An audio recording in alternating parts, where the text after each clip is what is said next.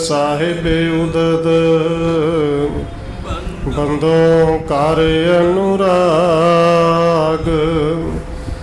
ਏਕ ਓੰਕਾਰ ਸਤਿਗੁਰੂ ਜੇ ਪ੍ਰਸਾਦ ਸਚ ਹੋਏ। ਵਾਹਿਗੁਰੂ ਜੀ ਕੀ ਫਤਿਹ ਹੈ। ਬਿਗਨ ਬਿਨਾਸਣ ਸੋਏ। ਏਕ ਓੰਕਾਰ ਸਤਿਗੁਰੂ ਜੇ ਸਮਾਨ ਸਚ ਹੋਏ। ਵਾਹਿਗੁਰੂ ਜੀ ਕੀ ਫਤਿਹ ਹੈ। ਬਿਗਨ ਬਿਨਾਸਣ ਸੋਏ। ਵਾਹਿਗੁਰੂ ਜੀ ਬੋਲਿਓ ਕਰ ਕੈ ਭਾਉ ਕਨੇਰਾ। ਮੈਂ ਜਾਣਤ ਰਹਿਓ ਸੁਤ ਮੇਰਾ। ਮਹਾਂਪੁਰਖ ਤੁਮ ਦੀਨ ਦਿਆਲਾ। ਮੁਝ ਉਰ ਦੀਜੈ ਗਿਆਨ ਵਿਸਾਲਾ।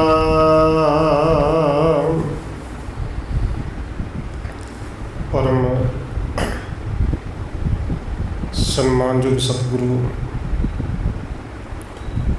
ਚਵਰ ਛਤਰ ਤਖਤ ਦੇ ਮਾਲਕ ਹਾਜ਼ਰਾ ਹਜੂਰ ਜਹਰਾ ਜਹੂਰ ਸ਼ਬਦ ਗੁਰੂ ਜੁਗੋਂ ਜੁਗ ਅਟਲ ਸਤਿਗੁਰੂ ਧੰਨ ਸ਼੍ਰੀ ਗੁਰੂ ਗ੍ਰੰਥ ਸਾਹਿਬ ਮਹਾਰਾਜ ਸੱਚੇ ਪਾਤਸ਼ਾਹ ਜੀ ਦੀ ਪਾਵਨ ਪਵਿੱਤਰ ਹਜ਼ੂਰੀ ਅੰਦਰ ਜੁੜ ਬੈਠੇ ਸਤਸੰਗੀ ਜਨੋ, ਆਪ ਜੀ ਵੱਡੇ ਭਾਗਾਂ ਵਾਲੇ ਹੋ ਜੋ ਸਤਿਕਾਰਯੋਗ ਪੂਜਨੀਕ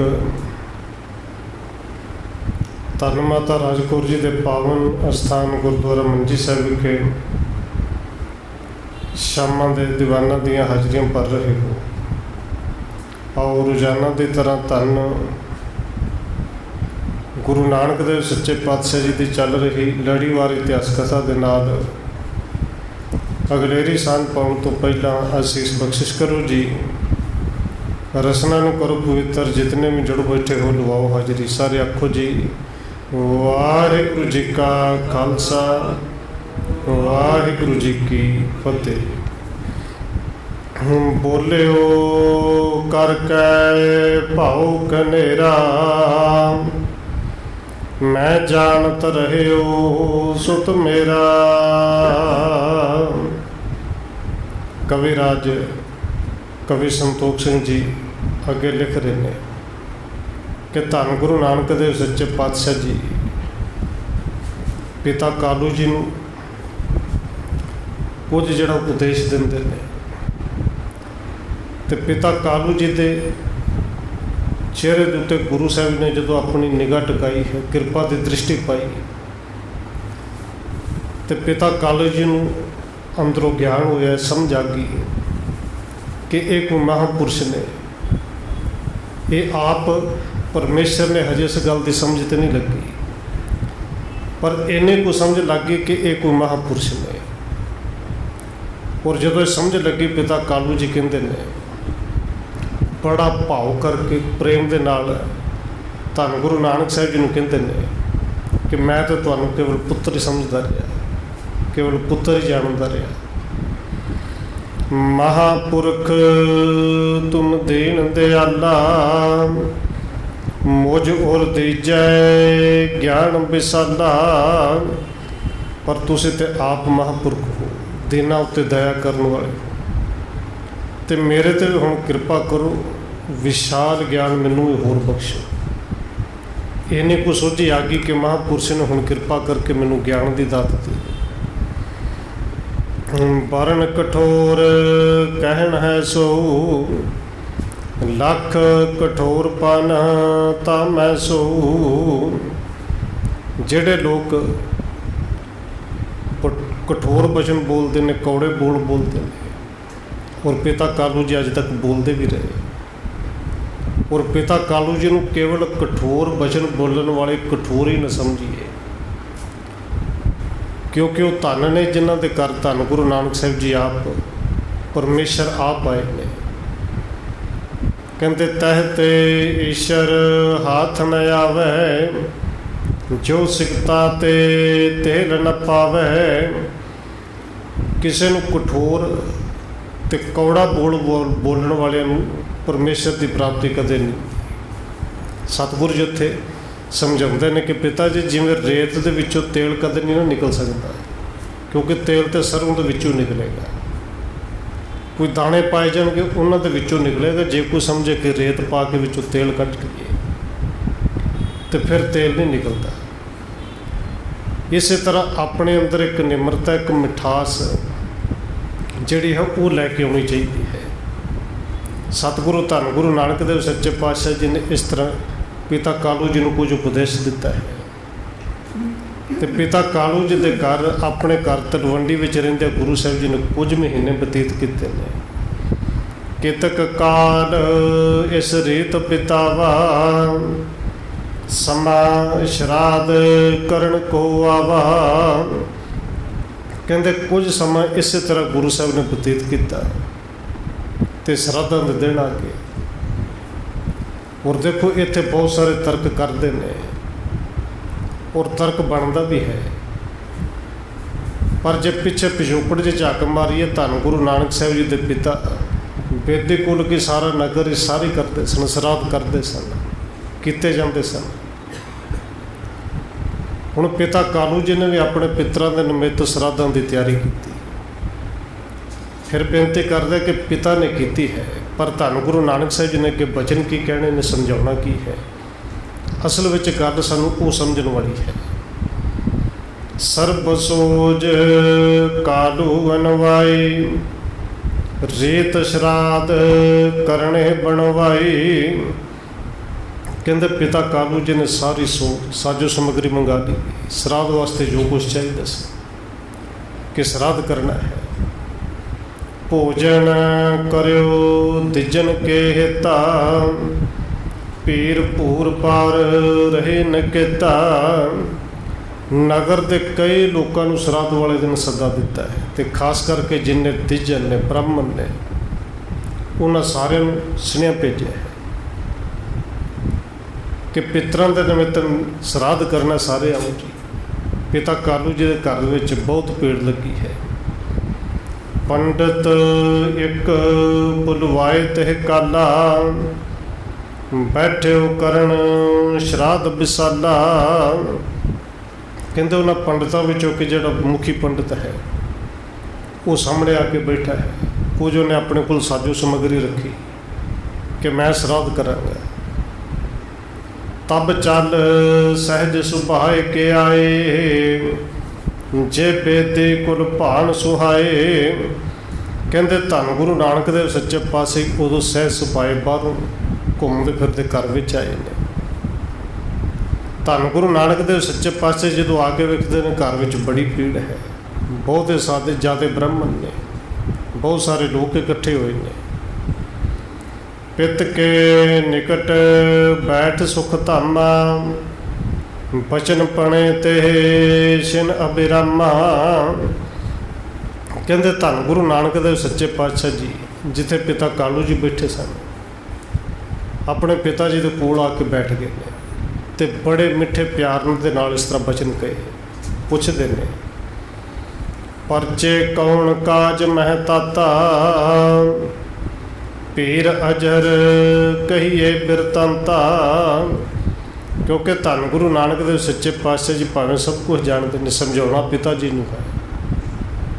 इस करके पुछते हैं कि पिता जी ये किहड़े कारजां दे विच तुसीं रिझे, किन्हां दे विच रुझे हो, की करन लगे, ये सारा कुछ मैनूं दसो कि इन्नी घर दे विच भीड़ लगी है, करना की है। सुनकार कालू बचन उचारे, पितृण केर श्राद्ध हमारे। ये सुन के पिता कालू जी कहते हैं कि पुत्र जी असीं अपने पितरां दे निमित्त श्राद्ध कराउण लगे, अज श्राद्ध है। दिवस आज के करें सदाई, हे शुभ रीत श्रुति लह गाई। ਤੇ ਪਿਤਾ ਕਾਲੂ ਜੀ ਕਹਿੰਦੇ ਨੇ ਅੱਜ ਦੇ ਦਿਨ ਅਸੀਂ ਹਰ ਸਾਲ ਹੀ ਸ਼ਰਾਧ ਕਰਨੇ। ਔਰ ਇਹ ਸ਼ੁਭ ਰੀਤ ਸ਼ਰੂਤੀ ਲੈ ਗਈ, ਇਹ ਸਿਮਰਤੀਆਂ ਦੇ ਵਿੱਚ ਇਹ ਰੀਤ ਲਿਖੀ ਗਈ ਹੈ। ਔਰ ਇੱਥੇ ਪਿਤਾ ਕਾਲੂ ਜੀ ਦੱਸ ਵੀ ਰਹੇ ਨੇ, ਇਹ ਸਿਮਰਤੀਆਂ ਦੇ ਵਿੱਚ ਲਿਖੀ ਹੈ, ਗਰੁੜ ਪੁਰਾਣ ਦੇ ਵਿੱਚ ਲਿਖੀ ਹੈ, ਪਰ ਸਿੱਖ ਮਰਿਆਦਾ ਦੇ ਵਿੱਚ ਕਿਤੇ ਨਹੀਂ। ਸਾਡੇ ਸਿੱਖ ਵੀ ਕਰੀ ਆਉਂਦੇ ਨੇ ਨਾ। ਔਰ ਸ਼ਰਾਧ ਦੇ ਇੱਕ ਦਿਨ ਅਖੀਰਲੇ ਦਿਨ 'ਤੇ ਇੰਨੀ ਕਿਰਪਾ ਹੁੰਦੀ ਕਿ ਫਿਰ ਪੰਡਤ ਨਹੀਂ ਮਿਲਦੇ ਤੇ ਭਾਈ ਜੀ ਆ ਜਾਣੇ। ਇੱਕ ਘਰ, ਦੋ ਘਰ, ਤਿੰਨ ਘਰ, ਕਿੰਨੇ ਇੱਕ ਇੱਕ ਫੁਲਕਾ ਵੀ ਛਕਣ ਤੇ ਪਾਟਣ ਵਰਗੇ ਹੋ ਜਾਂਦੇ ਨੇ। ਪਰ ਹੱਥ ਜੋੜ ਜੋੜ ਕੇ ਲਿਜਾਂਦੇ ਨੇ ਕਿ ਅੱਜ ਦੇ ਦਿਨ ਜ਼ਰੂਰ ਛਕੋ। ਪਰ ਹੁਣ ਸਮਝਾਏ ਕਿਹੜਾ ਕਿ ਜੇ ਉੱਥੇ ਜਾਂਦਾ ਵੀ ਹੋਵੇ ਭਾਈ, ਇੱਕ ਸਾਲ ਪੂਰਾ ਨਿਕਲ ਜਾਂਦਾ ਇੱਕ ਦਿਨ ਛਕ ਕੇ। ਔਰ ਧੰਨ ਗੁਰੂ ਨਾਨਕ ਸਾਹਿਬ ਸੱਚੇ ਪਾਤਸ਼ਾਹ ਜੀ ਨੇ ਇਹ ਕੁਝ ਅੱਜ ਸਮਝਾਉਣਾ ਹੈ।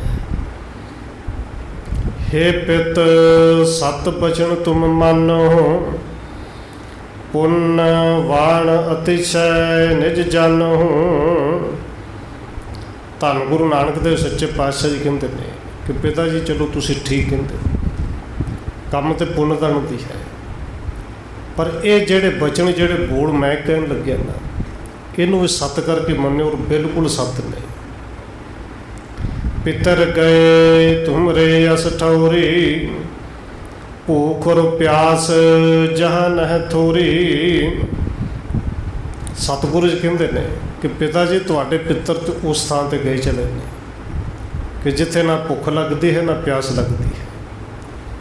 ਇਹ ਪ੍ਰਸ਼ਾਦੇ ਦੀ ਪਾਣੀ ਦੀ ਲੋੜ ਸਰੀਰ ਨੂੰ ਹੈ। ਤੇ ਕਿਉਂ ਨਹੀਂ ਇਸ ਗੱਲ 'ਤੇ ਵਿਚਾਰ ਕਰਦੇ? ਸਰੀਰ ਤਾਂ ਇੱਥੇ ਸੜ ਗਿਆ, ਸਰੀਰ ਤਾਂ ਕਿਤੇ ਗਿਆ ਹੀ ਨਹੀਂ। ਤੇ ਆਤਮਾ ਦੀ ਖੁਰਾਕ ਜਿਹੜੀ ਕੁਝ ਹੋਰ ਹੈ, ਉਹ ਆਤਮਾ ਜਿਹੜੀ ਥਾਂ 'ਤੇ ਪਹੁੰਚਣੀ ਸੋ 'ਤੇ ਪਹੁੰਚ ਗਈ ਹੈ। ਧੰਨ ਗੁਰੂ ਨਾਨਕ ਸਾਹਿਬ ਸੱਚੇ ਪਾਤਸ਼ਾਹ ਕਹਿੰਦੇ ਨੇ ਉਹ ਜਿੱਥੇ ਗਏ ਨੇ ਨਾ, ਬੜੀ ਸੋਹਣੀ ਥਾਂ 'ਤੇ ਗਏ ਨੇ, ਉੱਥੇ ਭੁੱਖ ਪਿਆਸ ਨਹੀਂ ਜੇ ਲੱਗਦੀ। ਨਾਹੇ ਸ਼ਰਾਧ ਕੇ ਕਰਤ ਉਡੀਕਾ, ਰਹਿਤ ਸਦੀਵ ਤਹਾਂ ਸੁਖ ਨਿਕਾ। ਸਤਿਗੁਰੂ ਜੀ ਕਹਿੰਦੇ ਨੇ ਪਿਤਾ ਜੀ ਉੱਥੇ ਬੜਾ ਸੁੱਖ ਜੀ। ਅਤੇ ਤੁਹਾਡੇ ਪਿੱਤਰ ਜਿਹੜੇ ਨਾ ਉਹ ਸਾਲ ਭਰ ਸ਼ਰਾਧ ਦੀ ਉਡੀਕ ਨਹੀਂ ਕਰਦੇ ਵੀ ਸਾਲ 'ਚ ਇੱਕੋ ਦਿਨ ਛਕਣਾ ਫਿਰ ਸਾਲ ਨਿਕਲ ਜਾਣਾ। ਉਹ ਤੁਹਾਡੇ ਸ਼ਰਾਧਾਂ ਦੀ ਉਡੀਕ ਨਹੀਂ ਜੇ ਕਰਦੇ। ਜਿਨ ਕੇ ਪਿੱਤਰ ਅਸਨ ਜਦ ਚਰਹੀ, ਕਰਨੋ ਸ਼ਰਾਧ ਤਿਨੇ ਕੋ ਅਹੀ। ਸਤਿਗੁਰੂ ਜੀ ਕਹਿੰਦੇ ਨੇ ਜਿਨ੍ਹਾਂ ਦੇ ਪਿੱਤਰ ਭੋਜਨ ਜਲ ਚਾਹੁੰਦੇ ਨੇ ਜਾਂ ਛਕਦੇ ਨੇ, ਛਕਦੇ ਹੋਣਗੇ, ਉਹ ਕਰੀ ਜਾਣ, ਉਹ ਕਰਾਈ ਜਾਣ ਸ਼ਰਾਧ।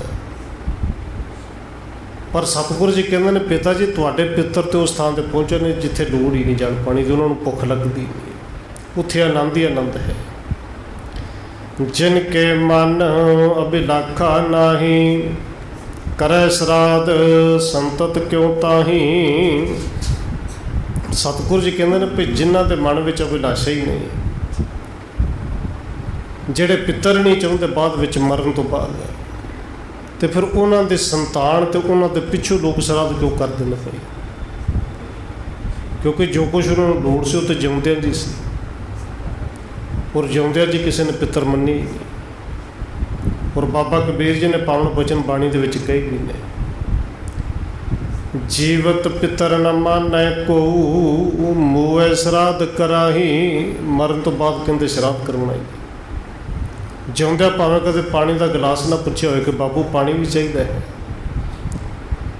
ਔਰ ਸਾਰੇ ਨਹੀਂ ਪਰ ਬਹੁਤਾਤ ਵਿੱਚ ਅੱਜ ਗਿਣਤੀ ਵਿੱਚ ਇਸੇ ਤਰ੍ਹਾਂ ਹੈ ਕਿ ਬਾਪੂ ਦੇ 4-4 ਪੁੱਤਰ ਹੋਣਗੇ, 2-3 ਧੀਆਂ ਵੀ ਹੋਣਗੀਆਂ। ਧੀਆਂ ਆਸਾਨ ਕਰਦੀਆਂ ਨੇ ਕਿ ਅਸੀਂ ਕਿਉਂ ਲੈ ਕੇ ਜਾਈਏ, ਸਾਡੇ ਤਾਂ ਸਹੁਰੇ ਪਰਿਵਾਰ ਦੇ ਵਿੱਚ ਗੱਲਾਂ ਕਰਨਗੇ। ਪੁੱਤਰ ਇੱਕ ਦੂਜੇ ਦੇ ਆਸਾਨ ਕਰਦੇ ਨੇ ਕਿ ਸਾਰੀ ਉਮਰ ਇਹਨਾਂ ਨਾਲ ਰਿਹਾ, ਇਹ ਰੱਖਣ ਸੇਵਾ ਇਹ ਕਰਨ। ਛੋਟਾ ਕਹਿੰਦਾ ਵੱਡਾ ਰੱਖੇ, ਵੱਡਾ ਕਹਿੰਦਾ ਅੱਜ ਤੱਕ ਛੋਟੇ ਨਾਲ ਰਿਹਾ।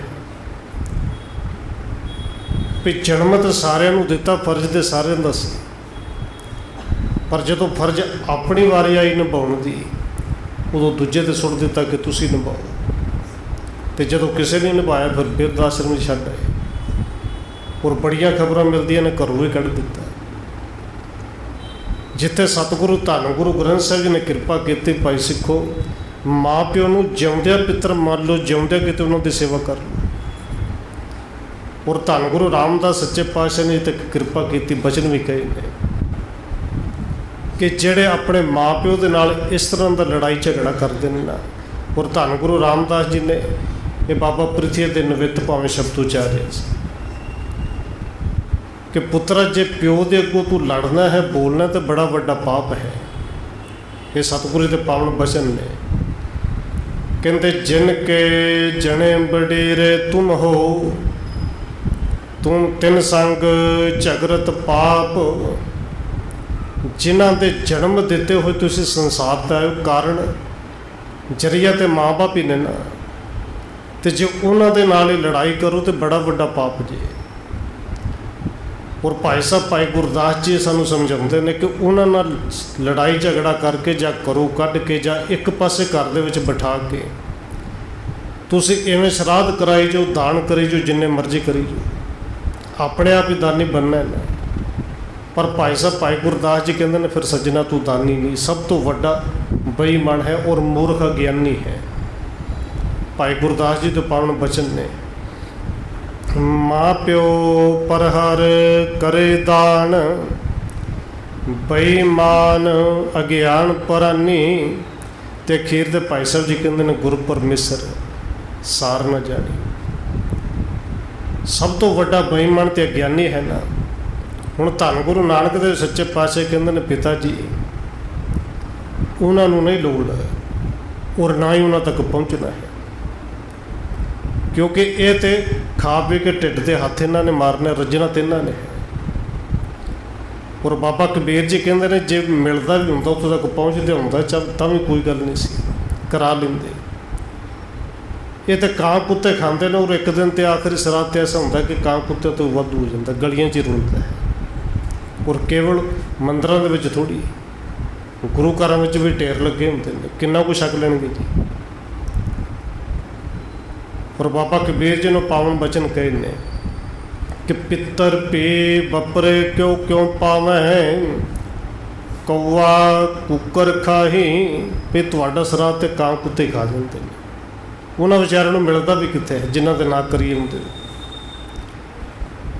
अब सब दिज को देहो आहारा, करनो श्राद्ध तजो व्यवहारा। सतगुरु जी कहते हैं पिता जी ये श्राद्ध श्रूद करने बंद करो, ये इस काम को छड्ड दिओ। पर हुण जिहड़े घर में आए ने जिन्होंने बुलाया है, लंगर भी तैयार है, इन्हों छकाओ।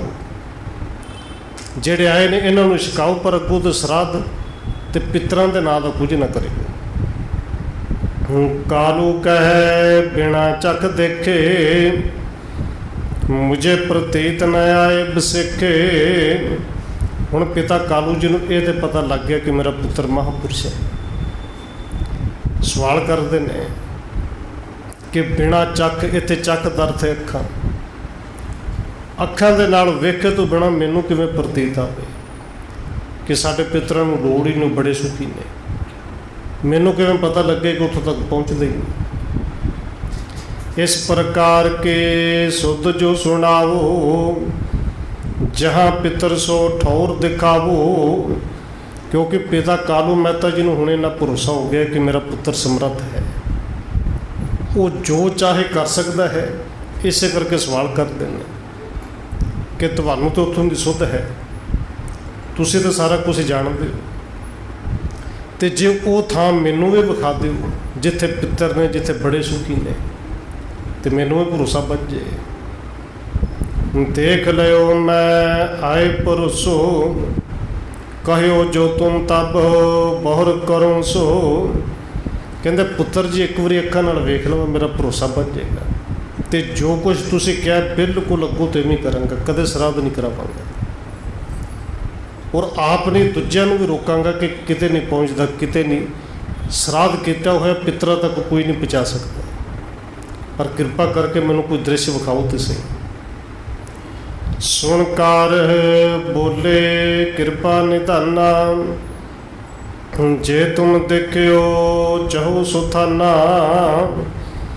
कहते ये सुन के कृपा के खजाने सतगुरु धन गुरु नानक साहब सच्चे पातशाह जी ने फिर बचन किए। कहते पिता जी जे तुसीं वो थां वेखणे चाहुंदे जे दोन बिलोचन मुंदो अब ही, पितर बलोको बैठे सब ही। फिर दोवें अखा बंद कर लो। दोन बिलोचन मुंदो अब ही, दोवें अखा बंद करो तो तुहानू दर्शन करा देने, तुहाडे पितर भी विखा देने।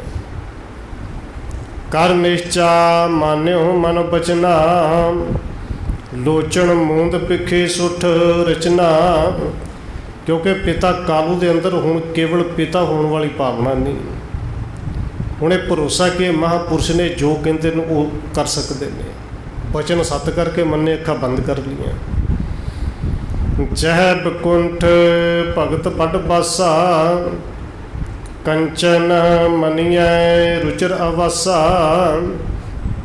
कहते जिथे बैकुंठ है, जिन्होंने सचखंड कहा जाता, जिथे भगत वसते हैं, जिथे बंदगी करने वाले रहिंदे ने, ताहाँ पितर देखे सब जाई, इसको देख उठे सुखदाई।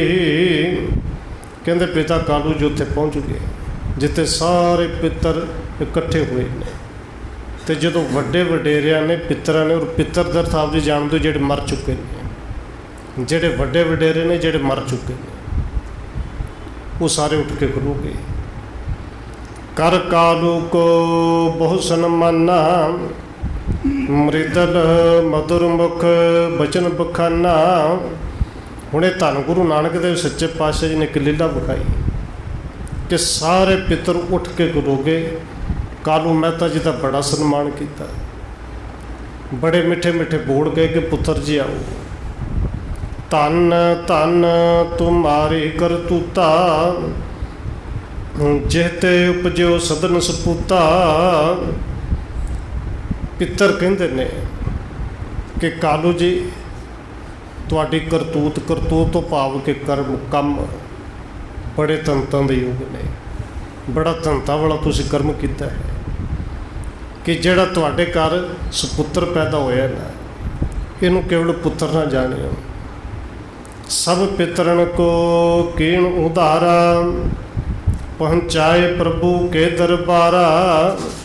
कहते तुहाडे उस सपुत्र ने साडे सारे पितरां दा उद्धार किया, सानू सारे ने इस प्रभु रब के दरबार में पहुँचा दिता है।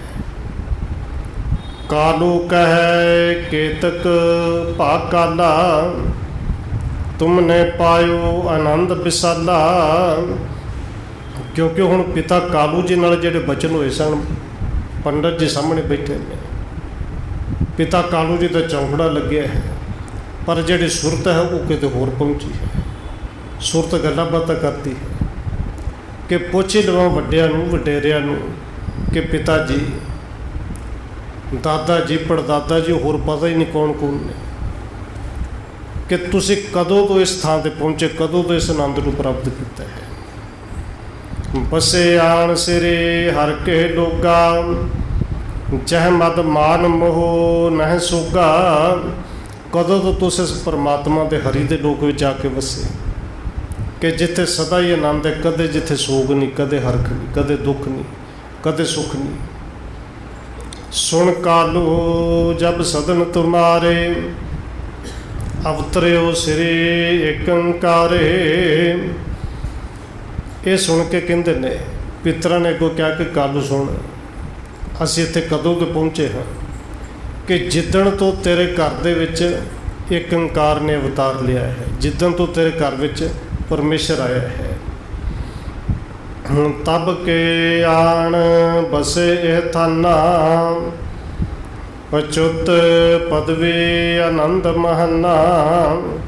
कहते उस समय तुसीं इस स्थान ते आके वसे जदों तो धन गुरु नानक साहिब जी परमेश्वर आप तुहाडे घर विच पुत्र बन के आए।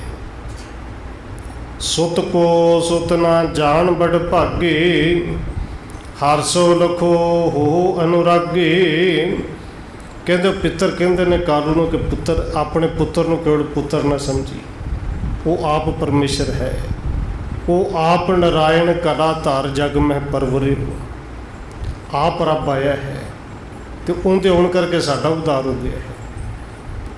और इत्थे तो कोई तर्क कर भी सकता है कि कवि संतोख सिंह जी ने की लिख दिता पर धन गुरु रामदास सच्चे पातशाह जी ने बाणी दे विच पावन बचन कहे ने, धन धन पिता धन धन कुल, कि पिता कालू जी धन नहीं, कुल दे विच शिव राम दादा जी ने वो धन नहीं, बनारसी देवी जी दादी ने वो धन ने, पिता कालू जी के दादा पड़दादा जी सारी कुल तो पाव के सारे धन हो गए।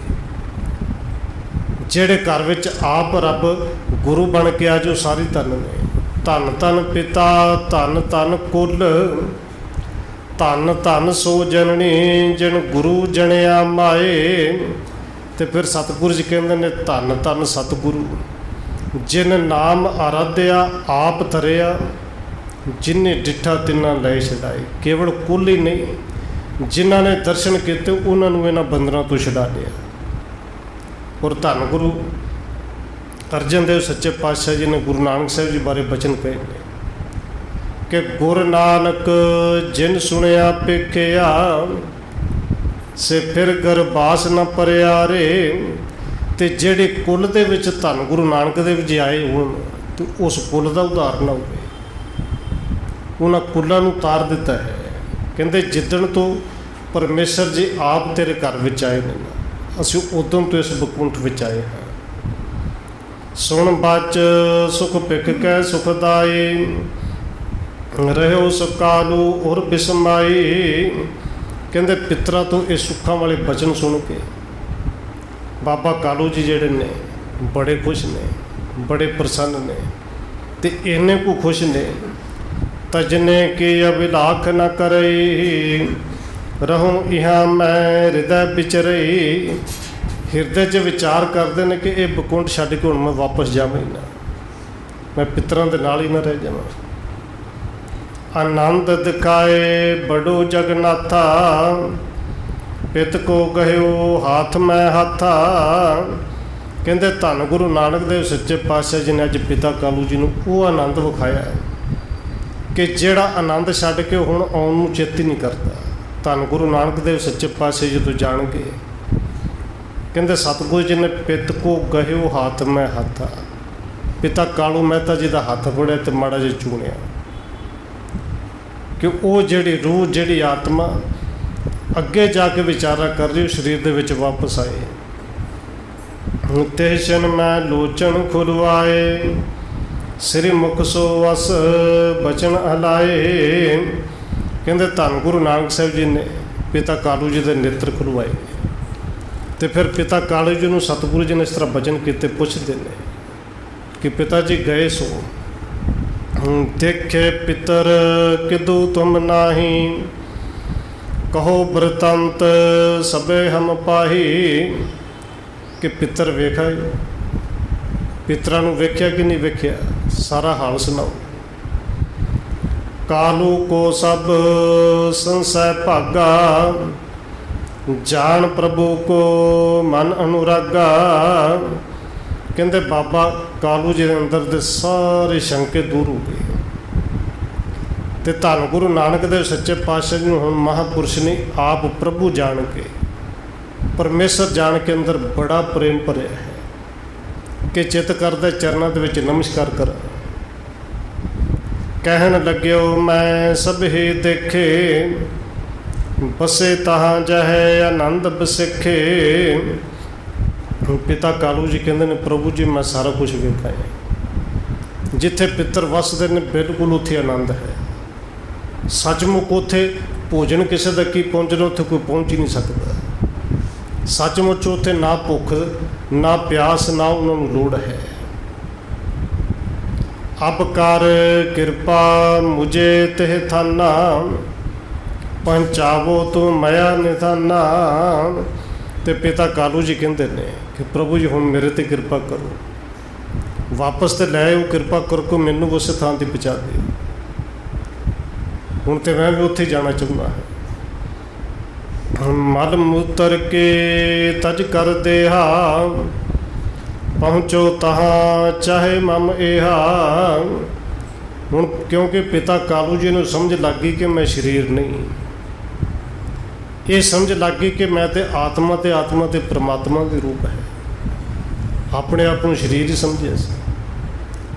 ਕਹਿੰਦੇ ਪ੍ਰਭੂ ਜੀ ਇਹ ਸਰੀਰ ਤੇ ਮਲ ਮੂਤਰ ਦੀ ਹੈ, ਮਲ ਮੂਤਰ ਨਾਲ ਭਰੀ ਪਈ ਹੈ। ਇਸ ਦੇਹ ਨੂੰ ਛੱਡ ਕੇ ਮੈਂ ਚਾਹੁੰਦਾ ਕਿ ਹੁਣ ਮੈਂ ਆਪਣੇ ਨਿੱਜ ਘਰ ਦੇ ਵਿੱਚ ਜਾਵਾਂ। ਸੁਣੋ ਪਿਤਾ ਤਬ ਬੈਸ ਬਿਹਾਈ, ਕਿਤਕ ਦਿਵਸ ਮੈਂ ਪਹੁੰਚੋ ਜਾਈ।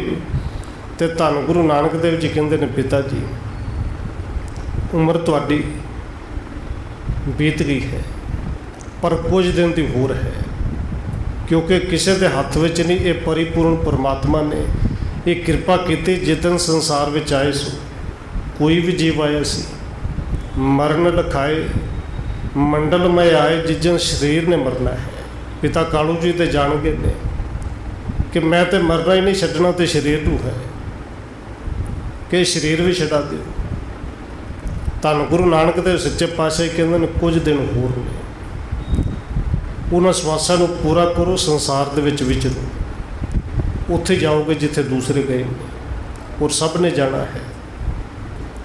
ਅਬ ਉੱਠ ਕੇ ਸਭ ਭੋਜਨ ਖਵਾਵੋ, ਬਹੁਰ ਬੈਠ ਹਰ ਕੇ ਗੁਣ ਗਾਵੋ। ਤੇ ਧੰਨ ਗੁਰੂ ਨਾਨਕ ਦੇਵ ਸੱਚੇ ਪਾਤਸ਼ਾਹ ਕਹਿੰਦੇ ਨੇ, ਪਿਤਾ ਜੀ ਉੱਠੋ, ਹੁਣ ਜਿਨ੍ਹਾਂ ਨੂੰ ਘਰ ਦੇ ਵਿੱਚ ਸੱਦਿਆ ਹੈ, ਭੋਜਨ ਨਹੀਂ ਛਕਿਆ, ਭੋਜਨ ਵੀ ਤਿਆਰ ਹੈ, ਫਿਰ ਇਹਨਾਂ ਨੂੰ ਛਕਾਓ। ਪਰ ਭੋਜਨ ਛਕਾਉਣ ਤੋਂ ਬਾਅਦ ਬੈਠ ਕੇ ਕੇਵਲ ਪ੍ਰਭੂ ਦੇ ਗੁਣਾਂ ਨੂੰ ਗਾਉਣਾ ਹੈ, ਉਹਦੇ ਸਿਮਰਨ ਵਿੱਚ ਲੱਗਣਾ ਹੈ। ਤੇ ਇਵੇਂ ਦੇ ਵਹਿਮਾਂ ਭਰਮਾਂ ਦੇ ਵਿੱਚ ਕਦੇ ਨਹੀਂ ਪੈਣਾ, ਖਿਆਲ ਵੀ ਨਹੀਂ ਕਰਨਾ ਕਿ ਅਸੀਂ ਸ਼ਰਾਧ ਕਰਾਉਣੇ ਨੇ। ਬਚਨ ਮਾਨ ਉਠ ਦੀਨ ਆਹਾਰਾ, ਜੋ ਤਹਿ ਆਏ ਸਭ ਕੋ ਖਵਾਰਾ। ਕਿਉਂਕਿ ਹੁਣ ਪੁੱਤਰ ਨਹੀਂ, ਹੁਣ ਪ੍ਰਭੂ ਦੇ ਹੁਕਮ ਹੋਏ ਨੇ। ਪ੍ਰਭੂ ਜਾਣ ਕੇ ਗੁਰੂ ਸਾਹਿਬ ਦਾ ਉਸੇ ਵੇਲੇ ਹੁਕਮ ਮੰਨਿਆ, ਹੱਥ ਜੋੜ ਕੇ ਦੂਰੋਂ ਹੀ ਨਮਸਕਾਰ ਕੀਤੀ ਹੈ। ਤੇ ਜਿੰਨੇ ਆਏ ਨੇ ਸਾਰਿਆਂ ਨੂੰ ਪ੍ਰੇਮ ਦੇ ਨਾਲ ਭੋਜਨ ਛਕਾਇਆ ਹੈ। ਕਿਤਕ ਦਿਵਸ ਜਬ ਬਹੁਰ ਬਿਤਾਏ, ਅੰਤ ਸਮਾ ਪਹੁੰਚੋ ਤਬ ਆਏ। ਇਸ ਤਰ੍ਹਾਂ ਕਹਿੰਦੇ ਕੁਝ ਦਿਨ ਬਤੀਤ ਕੀਤੇ ਪਿਤਾ ਕਾਲੂ ਮਹਿਤਾ ਜੀ, ਉਹ ਹਰ ਵੇਲੇ ਸਿਮਰਨ ਦੇ ਵਿੱਚ ਲੱਗੇ ਨੇ। ਇਹ ਜਿਹੜਾ ਮੋਹ ਮਾਇਆ ਦਾ ਜਾਲ ਪਿਆ ਸੀ ਨਾ, ਕਿ ਪੈਸਾ ਕਮਾਓ, ਪੈਸਾ ਲਿਆਓ, ਕੰਮ ਕਰੋ, ਇਹ ਸਾਰਾ ਜੰਜਾਲ ਅੰਦਰੋਂ ਨਿਕਲ ਗਿਆ ਹੈ।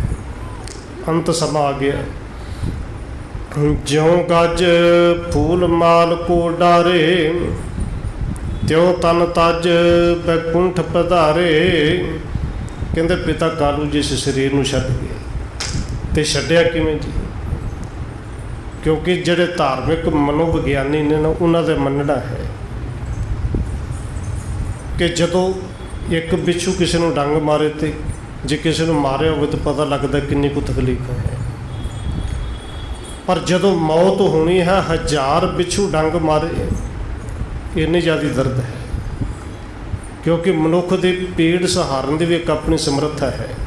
ਤੇ ਜਦੋਂ ਹੱਦ ਤੋਂ ਵੱਧ ਪੀੜ ਹੋਵੇ, ਫਿਰ ਮਨੁੱਖ ਬੇਹੋਸ਼ ਹੁੰਦਾ ਹੈ। ਪੂਰੇ ਕੁਦਰਤ ਨੇ ਇੱਕ ਨਿਯਮ ਬਣਾਇਆ ਹੈ, ਜਨਮ ਲੈਣ ਲੱਗਿਆ ਵੀ ਇੰਨੀ ਦਰਦ ਤੇ ਮਰ ਲੱਗਿਆ ਵੀ ਇੰਨੀ ਦਰਦ।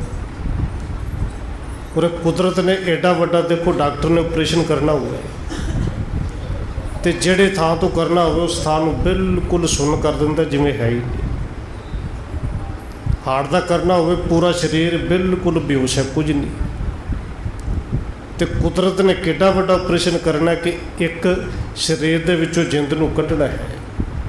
ਪੂਰੇ ਧਾਰਮਿਕ ਮਨੋਵਿਗਿਆਨੀਆਂ ਦਾ ਮੰਨਣਾ ਕਿ ਜਦੋਂ ਕੱਢਣਾ ਉਸੇ ਵੇਲੇ ਦੂਸਰੇ ਸਰੀਰ ਵਿੱਚ ਨੂੰ ਪਾਉਣਾ ਵੀ ਹੈ।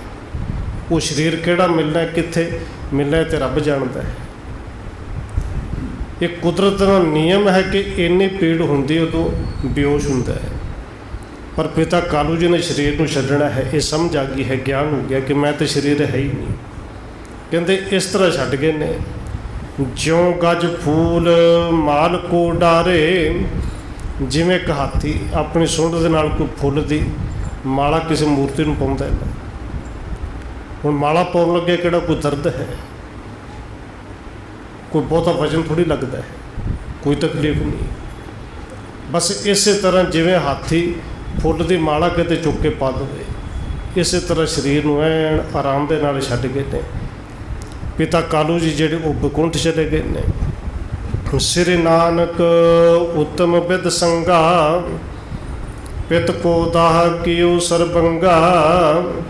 कहते धन गुरु नानक देव सच्चे पातशाह जी ने अपने पिता दे उस शरीर उन्होंने संस्कार किया है। इस तरह कुछ दिन गुरु साहब जी होर तलवंडी दे विच रहिंदे ने। अगे माता तृप्ता जी उन्होंने भी शरीर छड्डना, उन्होंने समा भी कुछ कुछ दिन बाकी है। वो जिवें गुरु साहब जी कृपा करनगे वो आप कल विचारेंगे। हुई भुलों की खिमा। आओ 1-2 मिनट होर रसना दे नाल हाजरी लवाइए, फिर समाप्ति है जी। वाहेगुरु वाहेगुरु वाहेगुरु